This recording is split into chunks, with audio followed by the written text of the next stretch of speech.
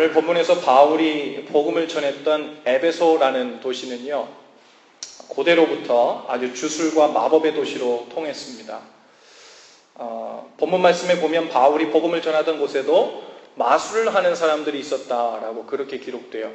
근데 그냥 단순히 마술을 하는 사람들이 아니라 그 마술하는 유대인이라고 기록되어 있죠. 이 마술하는 유대인들은 그 에베소에 있는 사람들에게 마치 오늘날의 무당과 같은 그런 역할을 했던 사람들입니다.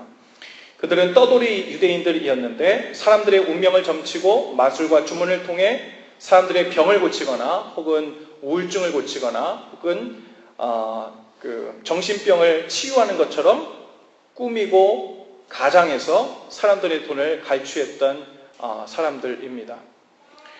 이런 미신적인 유대인들은 그 마술적 술수들의 평판을 높이기 위해서 그들이 유대인이라는 신분, 그것을 사용해서 어떤 말까지 만들어내냐면요, 그들이 행하고 있는 그 마술이 솔로몬에 의해서 고안된 것이라고 조작하기도 합니다.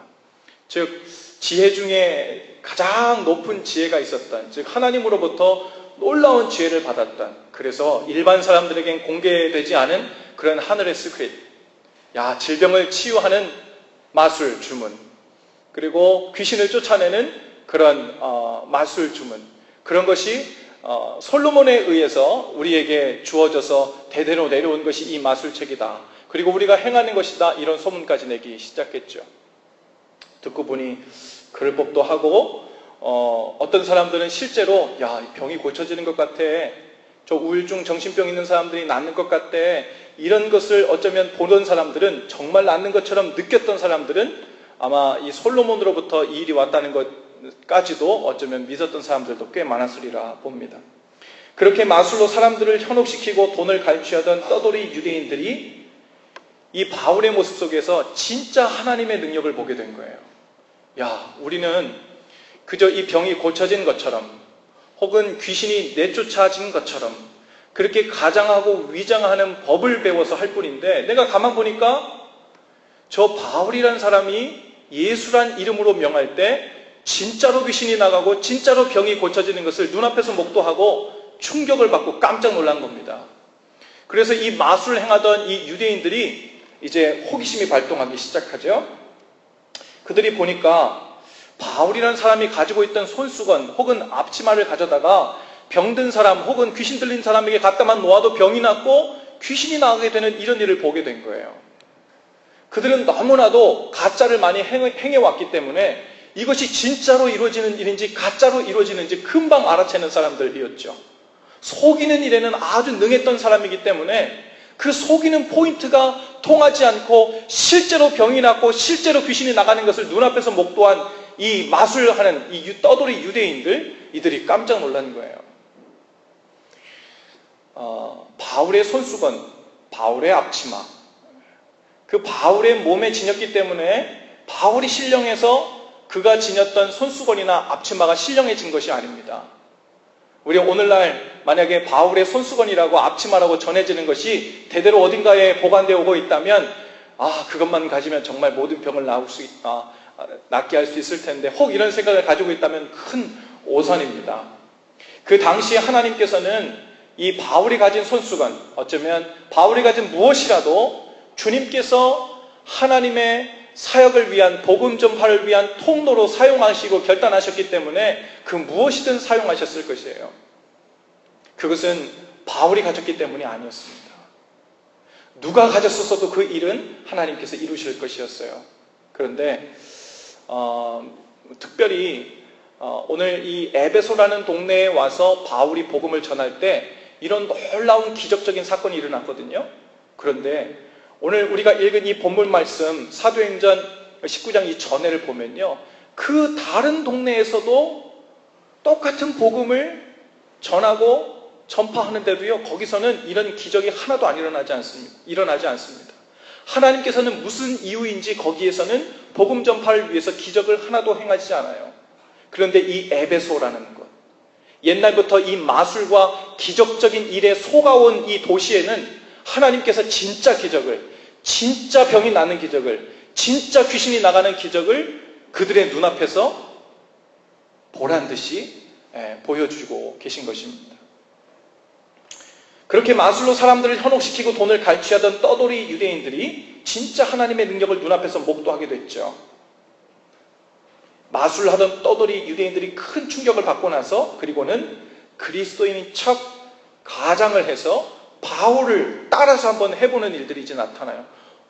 가만 보니까 저 바울이 예수란 이름으로 귀신을 내쫓고 병을 고치던데 우리도 한번 해봐야 되겠다. 내가 가만 보니까 우리 마술책에는 나와 있지 않은 저 바울만이 가지고 있는 그 어떤 그 주문, 특별한 능력을 가진 어떤 주문이 있나 보다. 그게 예수란 이름인가 보다. 그리고서는 자기들도 그것을 시험 삼아 해봤다고는 성경에 기록되어 있어요. 마치 예수라는 이름이 마술을 행하는 핵심 주문 단어라고 되는 양 기대에 잔뜩 부풀었을 것입니다. 그리고선 한 귀신 들린 자에게 그들이 이렇게 외칩니다. 내가 바울이 전파하는 예수를 의지하여 너희에게 명하노라 하고 이제 나가라고 한 거예요. 더욱 충격적인 것은요, 오늘 본문 말씀에 보니까 당시에 유대인 제사장의 7 아들들도 이 마술을 행하는 일에 다 동참하고 있었다는 거예요. 그 위치가 똑같지는 않지만 하나님께 성직자로 불렸던 그 성직자 가정의 자녀들이 진짜 하나님의 능력을 경험해 보지는 못하고 그저 진짜 능력인 것처럼 꾸미고 속이고 그런 척하며 사는 그 마술을 행하며 사는 일에 모두 다 그런 삶을 당연하게 여기며 살고 있었다는 거예요. 그랬더니 그 악한 귀신이 그들에게 이렇게 오히려 대답합니다. 내가 예수도 알고 바울도 알거니와 너희는 누구냐? 내가 예수도 알고 바울도 알거니와 너희는 누구냐? 여러분, 에베소의 떠돌이 유대인들은 마치 마술 주문을 외듯 바울이 전하던 예수님의 이름을 사용했어요. 그런데 오늘날도요, 많은 사람들이 예수님의 이름을 마치 마술 주문 외듯이 사용하려 듭니다. 삶 속에서 주님 뜻 안에서 순종하며 사는 것은 생각해 본 적도 없던 사람들, 그런 사람들이 기도할 때마다 사용하는 예수라는 이름이 아주 낯설게 내게 주신 이름이란 확신이 없이 책에서 본, 성경에서 본, 설교에서 들은 그 예수라는 낯선 이름을 마치 내가 기도할 때 이 마술 주문의 핵심 단어인 예수란 단어만 집어넣으면 거기서부터 어떤 능력이 나타나는 것처럼 예수님을 그런 식으로 미신적으로 믿는 일들이 우리 가운데서도 나타난다는 거예요. 그저 살면서 마술 같은 능력과 기적이 필요할 때에만 설교에서 들은 예수님의 이름으로 기도도 해보고 소원도 빌어보는 거예요. 마치 영적으로 떠돌이 그리스도인 생활을 하는 것과 같은 거죠. 떠돌이 그리스도인이란 예수님이 메시아인 것에 대해서 이런저런 통로를 통해서 전해 듣기만 했을 뿐 실제로 내 삶 속에서 예수님을 내 삶의 실제적 주인으로 삼지도 않고 그 뜻에 순종하며 동행하지도 않는 사람을 말할 것입니다. 나의 주님, 나의 예수님이 아니라 설교 시간에 목사님이 전하시던 예수님, 책에서 읽은 예수님, 남들이 간증하던 예수님의 이름을 사용해서 내 삶의 문제들을 해결해 보려고 소원을 성취하는 그런 마술 주문 정도로 이해하고 사용하려 드는 것, 이들이요, 지금 이 에베소에서 예수라는 이름으로 그 이름을 빙자해서 한번 나도 귀신을 쫓아내보겠다, 병을 고쳐보겠다 이러면서 도전하는 이들과 별반 다를 것이 없다는 이야기예요. 예수님의 이름이 내 소유가 아니라 남의 소유인 그 예수의 이름을 빙자해서 신앙생활을 하고 빙자해서 기도를 하고 혹시 내가 그 이름을 넣어서 기도해보면 그 일이 혹이라도 효력 있게 내 삶 가운데 나타나지 않을까 하는 기대가 우리 가운데 있다면 그렇습니다. 이런 식으로 떠돌이 그리스도인은 예수님의 이름으로 기도하고 있으면서도 그 안에 평안이 없어요. 자신이 없어요. 예수님의 이름이 하나님께서 내게 선물로 주신 것이란 확신이 없어요. 나와는 별반 상관이 없는 예수님의 이름을 빙자해서 시험 삼아 기도도 해보고 주문을 외우고 있는 듯한 느낌으로 주님 앞에 나아갈 뿐입니다. 삶 속에서 예수님을 나의 실제적 구원자요 주인으로 삼지도 않았고 그 말씀에 순종하며 살지도 않기 때문에 기도하면서 예수님의 이름을 언급하면서도 낯설고 자신이 없는 거예요. 그래서 그런 사람들의 기도는 늘 예수님의 이름을 가지고 시험 삼아 기도하는 식이 됩니다. 믿져야 본전이니 기도는 한번 해보지 뭐. 예수님의 이름으로 기도하면 다 들어준다니까 어디 속셈 치고 한번 해볼까? 식이 됩니다. 예수님의 이름은 여전히 낯설고 내게 주신 이름이란 확신이 없는데 믿음 없는 기도는 효력이 없다고 하니까 여전히 그 이름은 낯선지만 거기에 믿습니다, 믿습니다, 믿습니다, 믿습니다라는 말이 우리 가운데 계속해서 중복되고 반복될 뿐입니다. 만일 하늘에서 우리의 기도들을 취합하는 천사가 있다면 우리 그런 기도를 하는 사람들에게 반문해서 이렇게 말할지도 모르겠어요. 내가 예수도 알고 바울도 알고 네 친구 개똥이도 아는데 도대체 너는 누구냐? 누군데 네 소유도 아닌 예수님의 이름을 낯설게 들먹이면서 주문 외우듯 기도하는 것이냐? 어쩌면 천사가 우리의 기도 소리를 듣고 주님 앞 우리 앞에서 이렇게 반응하게 되는 안타까운 일이 있을 수도 있다는 거예요. 여러분, 예수님의 이름을 소유한다는 것이 무엇입니까? 사도행전 3장 6절에 보니까요, 베드로와 요한이 성전에 기도하러 올라가는데 미문이라는 그 문 앞에서 구걸하던 안진뱅이가 있었어요. 그리고 무엇을 좀 얻을까 하고 베드로를 쳐다봤더니 베드로가 그 안진뱅이에게 이렇게 얘기합니다. 사도행전 3장 6절에요. 베드로가 이르되 은과 금은 내게 없거니와 내게 있는 이것을 내게 주노니. 지금 베드로의 손에는 아무것도 들려있지 않아요. 베드로가 이렇게 얘기합니다. 은과 금은 내게 없거니와 내게 있는 이것을 내게 주노니 곧 나사렛 예수의 이름으로 일어나 걸으라. 할렐루야.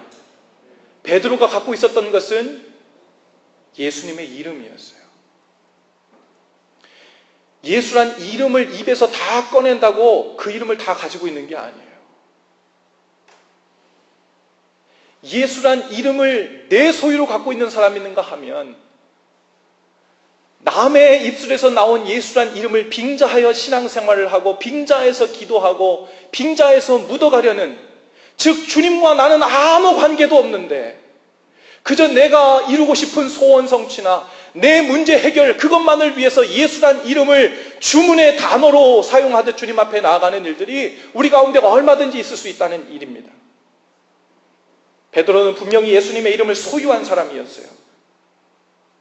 예수님의 이름을 소유한 사람이란 예수님이 그리스도이심을 믿고 내 삶의 주인이심을 말로만 생각으로만이 아니라 실제로 내 삶 속에서 예수님을 주인으로 모시고 그 뜻에 순종하며 동행하는 사람을 말하는 줄로 믿습니다. 베드로도 예수님을 주인으로 삼고 그 뜻에 순종하며 주님과 동행하고 있었어요. 바울도 마찬가지로 주님의 뜻에 순종하며 성령 안에서 주님과 동행하고 있었습니다. 지난주 수요일 날 말씀을 전하면서 사도 바울이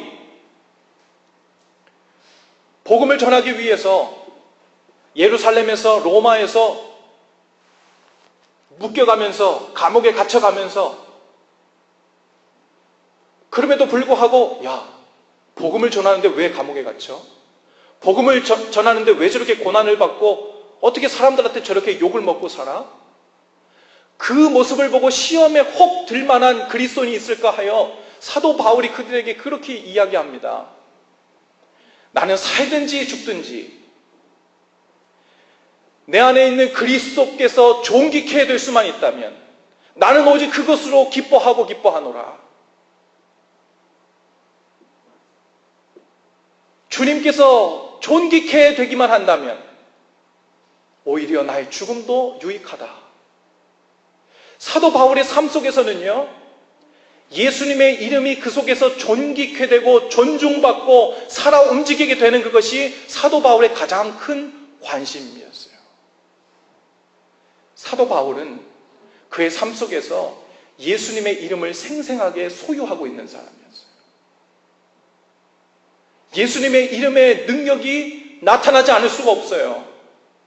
거기서 예수님의 능력이 나타나지 않으면 예수님의 이름이 존귀함 받지 못하게 되는 일인 거예요. 왜요? 사도 바울은 삶 전체를 통해 예수님의 이름이 존귀케 되고 존중받게 되는 것에 온 삶을 다 몰아넣고 사는 사람이었기 때문에 그렇습니다. 여러분, 그렇게 되면요, 내가 예수님의 이름을 믿어야지 할 필요가 없게 돼요. 내가 주님과 그렇게 동행하고 주님께서 나에게 주시는 그 도전마다 주님의 이름이 내 삶 속에서 존귀하게 되게 하기 위해서 애쓰고 온 노력을 포커스하고 있는데, 예수님의 이름의 능력이 있나 없나, 주님과 나와 관계가 있나 없나, 주님과 내가 인격적인 관계가 연결되고 있는지 없는지를 의심할 새도 없게 되는 거죠. 당연히 예수님의 이름을 소유하고 있다는 것을 자각하게 되는 거예요. 오늘 19절 말씀에 보니까요, 그 마술을 행하던 사람들이 이전에 헛된 삶, 능력 없던 삶을, 이러한 일들을 다 경험한 후에 청산하기로 결단합니다. 그 결단의 의미로 그들이 사용하던 마술책들을 가지고 와서 모든 사람들이 보는 앞에서 불태웠다고 기록되어 있어요. 그 불태운 마술책들의 값을 계산해 보니까 은 5만이라고 얘기했어요. 은 5만, 데나리온이라고 우리가 보는 것이 합당한데요. 이 5만, 드라크마라고 보는 것이 합당한데요. 이 은 5만 드라크마를 오늘날의 단위로 우리가 환산하면요, 약 25억 원 정도에 해당하는 이 책들인 거예요. 상상해 보세요, 여러분. 이 에베소라는 마술과 주술의 도시였던 이곳에 책들만, 마술책들만 약 25억 원에 해당하는 그 마술책들이 한 광장에 모아놓고 다 불태워지는 광경입니다. 이전에 진짜 기적이 일어나는 척, 삶이 변화되는 척, 병이 고쳐지는 척, 귀신이 떠나가는 척, 능력 있는 척하며 사는, 그것을 한 단어로 이야기하면 마술이었어요.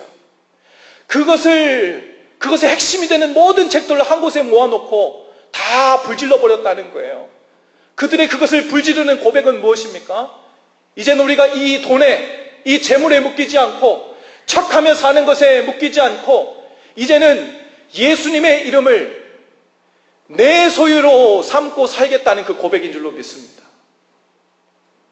내가 들은 고백이 아니라 이제 예수님의 이름이 실제적으로 내 삶 속에서 내 것이 되어서 살게 되는 그 삶을 받아들이겠다는 고백, 그것이 바로 이 마술책을 태워 없앤 것입니다. 제게 이렇게 울리고 있네요. 아마 하나님이 전화하신 것 같아요. 조금 더 세게 전하라고. 여러분, 귀한 예수님의 이름을 내 삶의 위급한 문제 해결이나 소원 성취만을 위한 마술 주문같이 여겨왔던 우리의 혹 과거가 있다면, 여러분, 이 사람들처럼 모두 정리해서 성령의 불로 태워버릴 수 있기를 바랍니다. 이제는 그 누가 전해준 예수님의 이름이 아니라 나의 주님, 나의 예수님의 이름을 선포하며 사시는 저와 여러분들이 다 되실 수 있기를 바랍니다. 성령님 안에서 주님과 동행하는 것 없이 그 이름만 들먹이며 사는 떠돌이 그리스도인들의 삶이 우리 삶 가운데서 완전히 온전히 청산될 수 있기를 바랍니다. 여러분, 영적인 부흥을 원하시지요? 옆에 사람 좀 보세요. 그리고 한번 이렇게 물어봐 주세요. 내적인 부흥을 원하십니까? 한번 물어보세요. 내적인 부흥을 원하십니까? 여러분, 우리 교회도 부흥을 원하시죠?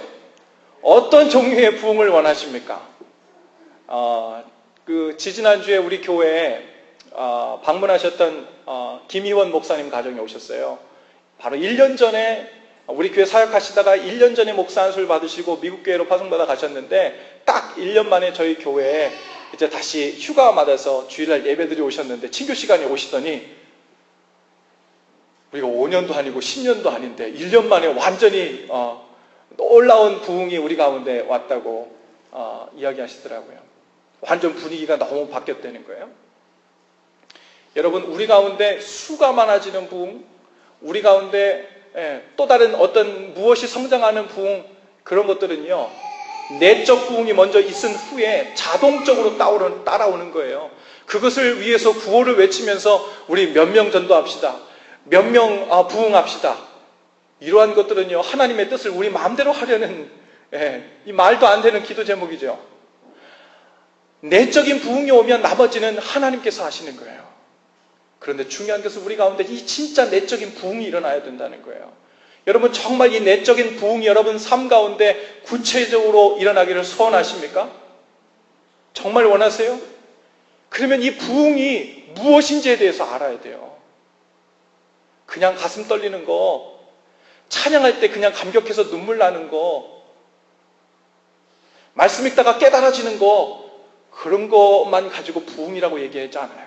여러분, 예수님 안에서 일어나는 영적 부흥을 위해서 어떤 특별한 조건과 은혜가 필요하다고 생각하십니까? 우리의 깨달음이 모자라서 우리 안에 부흥이 없는 것이 아니에요.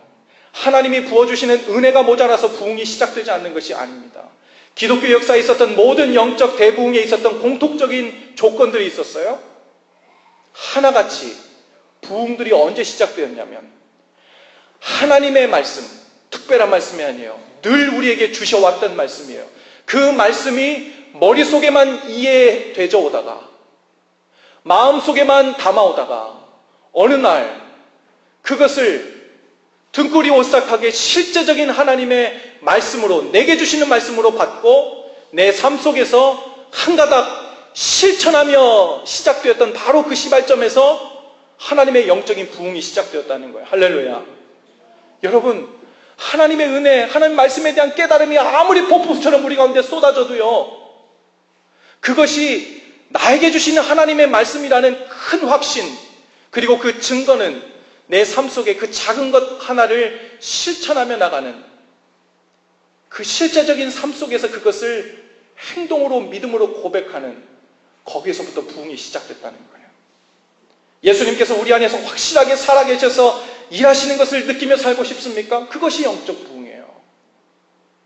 예수님이 오늘 아침에도, 오늘 점심에도, 잠자리에 들 때에도 주님께서 내 안에서 살아계셔서 일을 하고 계시고 나에게 음성을 들려주시고 순종을 명하시고 내가 너에게 원하는 것이다 라고 우리에게 알려주시고 깨닫게 하시는 것, 그 가운데 인도함 받아 사는 것, 여러분 그것이 영적 부흥이에요.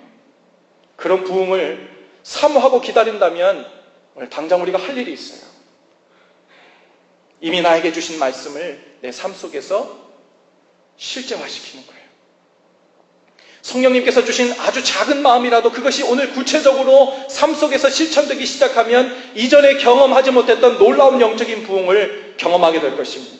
그리고 성령님을 통해 주님과 동행하는 삶이 무엇인지 구체적으로 우리가 이해하게 될 것이에요. 그러면 그 사람은 예수님의 이름을 소유하게 된 사람입니다. 제가 한마디로 좀 요약을 하면 이런 거예요. 예수님과의 인격적인 관계, 그것이 있는 상태에서 예수님의 이름을 사용할 줄 아는 자들, 예수님의 이름을 소유한 자들입니다. 제자훈련 하다 보면요, 이런 비슷한 질문들을 많이 합니다. 목사님이 맨날 예수님과 인격적인 관계 하는데 인격적인 관계가 뭐예요? 인격적으로 주님을 영접해야 된다는데 주님을 인격적으로 영접한다는 건 무슨 말이에요? 앞에 어느 형제처럼 어느 자매처럼 눈에 보이게 앞에 나타나셔서 나랑 인격적인 관계를 맺었구나 이렇게 말씀하시면 네, 저 인격적으로 인격적으로 대화하며 살죠 이러면서 주님과 관계를 맺어볼 텐데 주님이 눈앞에 보이지 않는데 도대체 어떻게 인격적인 관계를 맺냐고요? 이렇게 한번 생각해 보세요. 여러분의 조카들이든 자녀들이든 아주 어린아이들이 있다고 칩시다. 가만 생각하면 그들의 말 정도는 무시해도 될 것 같을 정도로 아주 수준이 낮다고 생각합시다. 근데 그들을 우리가 애들 저렇게 두면 안 되겠구나. 어느 날부터 내가 얘들을 인격적으로 대우해줘야 되겠구나 라고 생각할 때 제일 먼저 우리가 반응하고 행동하는 건 무엇입니까? 그들의 말을 존중해주는 거예요. 주의 깊게 들어주는 거예요. 진지하게 듣고 그것에 합당하게 반응하는 거예요. 그것이 인격적으로 대우하는 거죠. 그죠? 주님께서 우리와 인격적인 관계를 맺기 원하셨어요. 우리에게 주님께서 먼저 제스처를 치워주세요. 주님은 눈에 보이지 않는다고 인격적인 관계를 못 맺는 게 아니에요. 주님께서 우리와 인격적인 관계를 맺기 위해서 우리에게 뭘 주셨냐면 말씀을 주셨어요. 순종하라고 성령님을 통해서 우리에게 주신 확신들이 있어요. 그런데 마치 그 말을, 주님의 그 음성을, 성령님의 그 인도하심을 마치 아무것도 모르는, 혹은 나하고 아무 상관없는 사람이 길 가면서 얘기한 것처럼 신경도 안 쓰고 주의 깊게 듣지도 않고 순종하지도 않고 반응하지도 않을 때, 그것이 주님과 우리 사이에 인격적인 관계가 세워지지 못하고 깨어지는 증거예요. 거꾸로 하면요, 인격적인 관계가 시작되는 건 아주 쉽습니다. 오늘 설교 말씀을 듣는 동안에 혹 성령님께서 여러분 안에 그것이 어떤 종류의 것이든, 이것 네 삶을 통해 내가 받고 싶은 것이다, 이것 네가 나 때문에 순종했으면 좋겠다 라고 우리 속에 주시는 그 음성이 있다면, 그것이 무엇이든 그 하나를 내가 기독교인이기 때문에가 아니라, 내가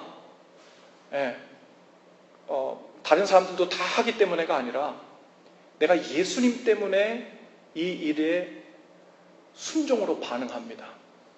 여러분, 그것 하나를 아무도 보지 않는 곳에서 그것을 할 수 있다면, 여러분, 그것이 무엇을 이야기하는 거겠어요? 살아계신 주님을 인정하는 일이에요. 또한 예수님의 이름이 존귀해지도록 하는 일이에요. 예수님의 이름이 존중받도록 하는 일이에요. 거기서부터 예수님과 우리 사이에 인격적인 관계가 시작되는 줄로 믿습니다. 사단은 우리에게 이렇게 얘기합니다. 야, 생각해봐. 괜찮은 크리스천으로 살려면 얼마나 많은 것을 포기하고 희생하고 지켜야 되는 줄 알아? 그거 다 지키고 사는 사람 없을걸? 네가 성자도 아니고, 희생하며 내일 십자가를 밖에 죽을 것도 아니고, 가족들도 부양해야 되고, 시간도 이렇게 리밋되어 있는데 이 많은 것을 다 하며 살 수는 없어. 그러니까 대강 묻어 살아. 여러분, 이 생각을 우리에게 부어주는 이 마귀의 핵심 전략은 하나뿐이에요. 작든 크든 하나님이 우리에게 주신 음성 중에 그것 어느 하나도 존중하지 못하게 하는 거예요. 순종으로 반응하지 못하게 하는 거예요. 그래 놓고서는 뒤돌아서서 우리에게 이렇게 공격합니다. 야, 지금 하나님께서 너에게 명하신 수많은 명령과 계명과 순종을 명한 것들이 있는데, 이렇게 작은 것 하나도, 이렇게 미미한 하나도, 이렇게 작은 일 하나도 순종으로 반응하지 못하면서 네가 무슨 하나님의 자녀라고, 그러면서 네가 무슨 그리스도인이라고, 그러면서 네가 예수님의 제자라고, 뒤에 가서는 오히려 또 우리를 그렇게 공격하는 거예요. 결국은 주님과 우리 사이의 인격적인 관계를 맺지 못하게 하고 깨어지게 하고 끊어놓으려는 속셈입니다. 하나만 하면 돼요. 제가 옛날에 주먹 좀 쓸 때요, 17대 1로 막 싸울 때 진지하게 받아들이네. 우리 막 TV에 이렇게 나오잖아요. 내가 17대 1로 막 싸웠는데, 그 말하시는 분들이 자주 하는 멘트가 있어요. 나는 한 놈만 패. 한 놈만. 마귀가 하려는 것은 무엇이냐면요, 17개 계명을 다 못 지키게 하는 게 아니에요. 그중 하나도 못 지키게 하는 거예요. 그러면 주님과 우리 사이는 아무 관계가 없어져요. 그런데 16개는 다 못 지켜도요, 하나라도, 한 놈만 패서라도 주님 때문에 내가 인정하고 주님의 이름을 존귀케 하기 위해서 내 삶 가운데 순종한 것이 있으면, 우리 삶 가운데서 주님께서 존귀케 여김 받으십니다. 주님께서 존중되시는 거예요. 주님과 우리 사이의 인격적인 관계가 시작되는 거예요. 그리고 나서 두 번째, 세 번째, 네 번째는 성령께서 우리에게 감당할 능력을 주실 줄로 믿습니다. 중요한 것은 인격적인 관계를 회복하고 보는 거예요. 오늘 여러분, 주님 앞에서 살아있는 예수님의 이름을 다른 사람의 이름이 아니라 내가 소유한 주님의 이름으로 살기 원하시면, 이 인격적인 관계 하나를 온전히 순종함으로 주님께 나아갈 수 있기를 바랍니다. 나는 이걸 좀 순종해 보려고 그러는데 정말 안 돼요. 설교 들을 때는 내가 이것 주님 앞에 순종해야지 생각했는데 문 밖에만 나가면 딱 까먹어요. 성령께서 저에게 리마인드의 영을 안 주셔요. 성령님께서 제게 끈질기게 이걸 생각할 수 있는 마음을 안 주셔요. 성령님께서 내게 나는 너무 바쁜데 너무 바쁜 나머지 생각을 못할 때 주님께서 나에게 왜 그때 생각을 못하시게 하시냐고요. 이거를 자꾸 주님 탓으로 돌리려고 하거든요. 그렇지 않아요. 여러분, 우리 속에 정말로 순종하고자 하는 그 한 가지 소원이 강렬하다면요, 여러분 오늘 이 설교를 마치고 예배를 다 끝나고 나갈 때 여러분 속에는 그 한 가지만 되뇌며 나가는 거예요. 아주 작은 것이라도 좋아요. 그것을 되뇌고 나가요. 마음속에 비장하게 떨리는 마음으로 마음 깊은 곳에 심으세요. 내가 예수님 때문에 이것에 순종하겠다. 그리고 이것의 순종함을 통해서 주님과의 인격적인 관계, 내가 주님을 존중해드리는 내 삶 속에서 예수님의 이름을 실제적으로 소유하며 사는 삶이 시작되도록 하겠다. 저 문 밖을 나갔을 때 제일 먼저 그걸 해야지. 내가 친교실에 내려갔을 때 제일 먼저 그것을 해야지. 내가 집에 도착했을 때 다른 어떤 손부터 씻기도 전에 내가 제일 먼저 이것부터 해야지 하고 마음에 품고 나가는 그 한 가지가 있어야 돼요. 그거 하나 하면 뭐예요? 다른 거 못 지켜서 다시 원래대로 돌아오면 말짱 도루묵 아닙니까? 말짱 도루묵 아니에요.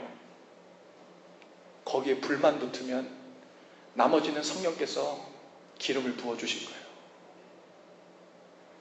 여러분, 오늘 여러분의 삶 속에 성령님의 뜻으로 알고 순종을 도전받고 있는 일이 없다면 오늘 들은 말씀은 아무리 열심히 들었어도, 아무리 깊은 것을 깨달았어도, 아무리 노트 정리를 잘했어도 열매 없이, 변화 없이, 능력 없이 묻혀지고 말 것임을 제가 장담하고 예언합니다. 나를 향해 순종을 명하시는 주님의 음성으로 듣는 한 가지를 붙드시기 바랍니다. 그리고 그것을 예수님 때문에 행하세요. 그 순종이야말로 예수님의 이름을 존중히 여기고 인정해드리는 믿음의 표현입니다. 그러한 순종을 통해 주님과의 인격적인 관계가 경험되고 확장되어 나가는 거예요. 우리 자리에서 모두 일어나셔서 옆뒤 좌우분들에게 이렇게 한번 인사하십시다. 떠돌이 그리스도인의 삶을 청산합시다. 한 번 더 인사하실 때 주님의 이름을 소유한 사람이 됩시다.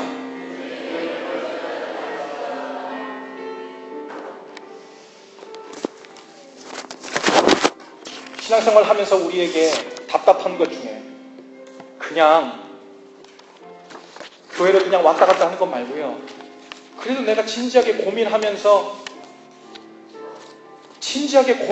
주님께서 살아계신지 아닌지 생각하면서 내가 그렇게 제대로 신앙생활을 해보고 싶다고 마음을 품은 분들 중에 아마 이러한 경험들을 하신 적이 있을 거예요. 나는 들은 복음을 듣고 예수님의 이름의 그 능력을 믿고 그 예수님의 이름으로 기도도 해봤는데 왜 능력의 이름이 나에게 능력이 되지 않지? 치유의 이름이 왜 나에게 치유의 이름으로 경험되지 않지? 용서의 이름이라 그랬는데 나는 왜 예수님의 이름을 붙들고도 용서가 안 되는 걸까? 자유 주시는 분이라 그랬는데 왜 나는 주님 안에 믿는다고 하면서도 자유가 없는 걸까? 모든 강력을 파하는 예수님의 이름이라 그랬는데 왜 나한테는 도저히 부술 수 없을 것 같은 이 장벽이 아직도 존재하는 것 같을까? 여러분, 이제 우리가 주님의 이름을 내 소유로, 그 안에서 주님의 이름이 그 능력이 마음껏 발휘되는 그 삶 가운데 들어가기를 소원하실 수 있기를 바랍니다.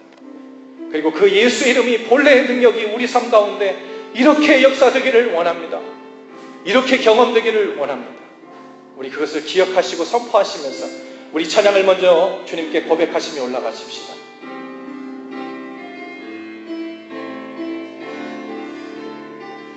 능력의 이름 예수, 권능의 이름 예수, 능력의 이름 예수, 권능의 이름 예수,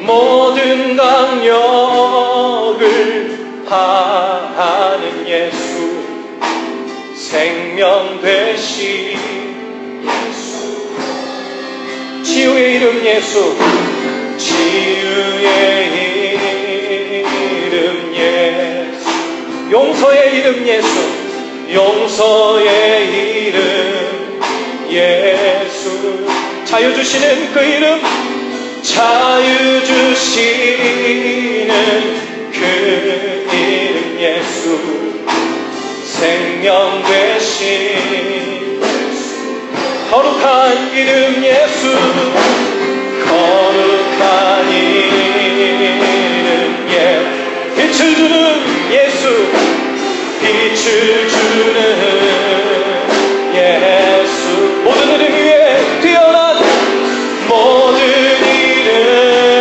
위에 뛰어난 예수, 생명 되신, 이 시간 우리 목소리 높여서 한 번 더 고백하시면서 능력의 이름, 능력의 이름 예수, 권능의 이름, 권능의 이름 예수, 모든 강력을 파하는 예, 아멘, 생명 되신 주님, 치유의 이름 예수, 치유의